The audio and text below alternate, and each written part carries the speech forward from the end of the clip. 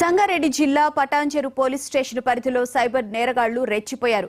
APR కాలనీకి చెందిన ఓ private ఉద్యోగి వద్ద నుంచి స్టాక్ మార్కెట్ పేరిట 2,40,00,000 రూపాయలను సైబర్ నేరగాళ్లు స్వాహా చేశారు. ఏపీఆర్ కాలనీకి చెందిన ఓ ప్రైవేటు ఉద్యోగికి స్టాక్ మార్కెట్ పేరిట అడ్వర్టైజ్మెంట్ మెసేజ్ వచ్చింది. మెసేజ్ ను క్లిక్ చేసి నెల రోజుల నుంచి 2,40,00,000 రూపాయలు ఇన్వెస్ట్మెంట్ చేశాడు. అనంతరం మోసపోయినట్లు గుర్తించిన బాధితుడు పటాన్చెరు పోలీస్ స్టేషన్లో ఫిర్యాదు చేశాడు.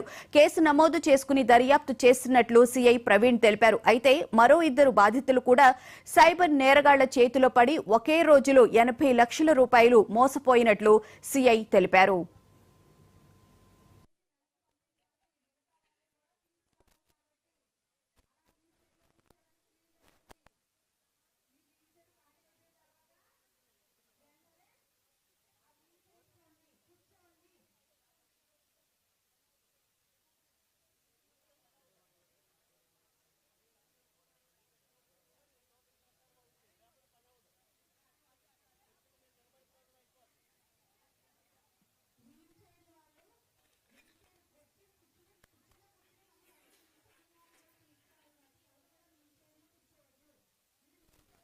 పటాన్చెరులో ఏపీఆర్ విల్లాలో ఉండే ఒక వ్యక్తి ఈ 7వ తారీఖు నుంచి తను స్టాక్ మార్కెట్లో ఇన్వెస్ట్మెంట్స్ పేరుతో ఒక మెసేజ్ రాగా దానికి అట్రాక్ట్ అయ్యి దాంట్లో వాట్సాప్ లింక్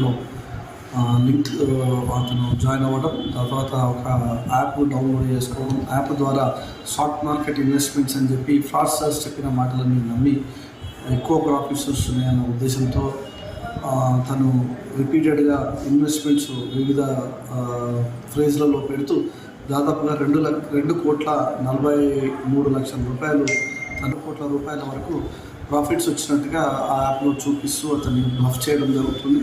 వాటి ఆయన మోసపోయి గ్రహించలేకుండా రిపీటెడ్ ఇన్వెస్ట్మెంట్ పెట్టడం జరిగింది.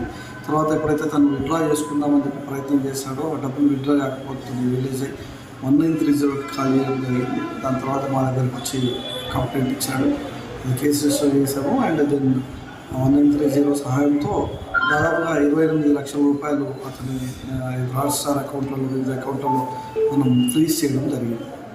ఈ రకంగా సాఫ్ట్వేర్ ఇంజనీర్లు వెల్ ఎడ్యుకేటెడ్ పర్సన్స్ వాళ్ళు ఫ్రాడ్స్టర్స్ చెప్పిన మాటలు నమ్మి సరే